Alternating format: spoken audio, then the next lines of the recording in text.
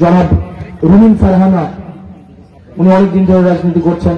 আমরা এসেছি, উনি ওনার লোক পাঠিয়েছেন যে আমরা ঠিকভাবে আমাদের এখানে কোনো সমস্যা হচ্ছে কিনা, আমাদের জন্য উনি প্রচুর উপহার পাঠিয়েছে।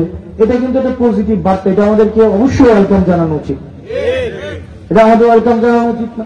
কেউ যদি আমাদেরকে ইতিবাচক কোন ধরনের বার্তা দেয়, এটাকে অবশ্যই আমরা সাদরে এটাকে আমরা গ্রহণ করব।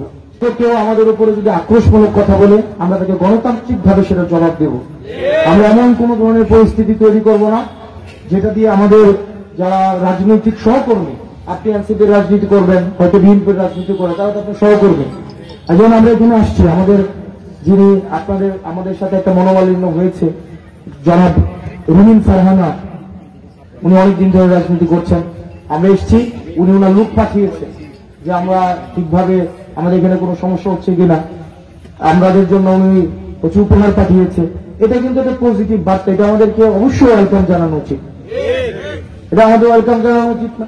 কেউ যদি আমাদেরকে ইতিবাচক কোন ধরনের বার্তা দেয়, এটাকে অবশ্যই আমরা সাদরে এটাকে আমরা গ্রহণ করব। এটা গ্রহণ করা উচিত কিনা? এটা গ্রহণ করা উচিত কিনা? আমরা সৌহার্দ্যপূর্ণ সম্পর্কের মধ্য দিয়ে আমাদের ভিন্ন মত অবশ্যই জারি রাখবো, যৌক্তিক ভিন্ন মত জারি রাখবো, এবং যৌক্তিক ভিন্ন মতকে আমরা বোঝানোর মধ্য দিয়ে, ডায়লগের মধ্য দিয়ে, ডিসকাশনের মধ্য দিয়ে, গণতান্ত্রিক প্রক্রিয়ায় সেটাকে আমরা প্রতিষ্ঠিত করব।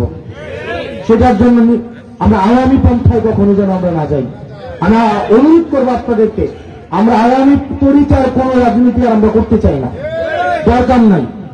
আপনি অনেকে আছে তার ছেলেকে রাজনীতি করতে দিতে চায় না, হয়তো নিজে চেয়ারম্যান অথবা নিজে এমপি, কিন্তু সে তার ছেলেকে রাজনীতি দিতে চায় না। ভালো যদি হইতো তাহলে অবশ্যই দিত। সে রাজনীতি করে বুঝছে এটা ভালো না, এই কারণে দেয় না।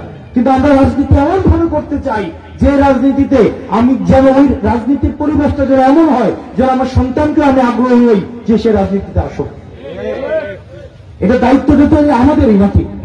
এটা দায়িত্ব হচ্ছে তরুণ প্রজন্ম যারা আছেন আপনাদের। আমরা এই ধরনের একটা পরিবেশ আমরা গড়ে তুলব। আপনারা সবাই ভালো থাকবেন।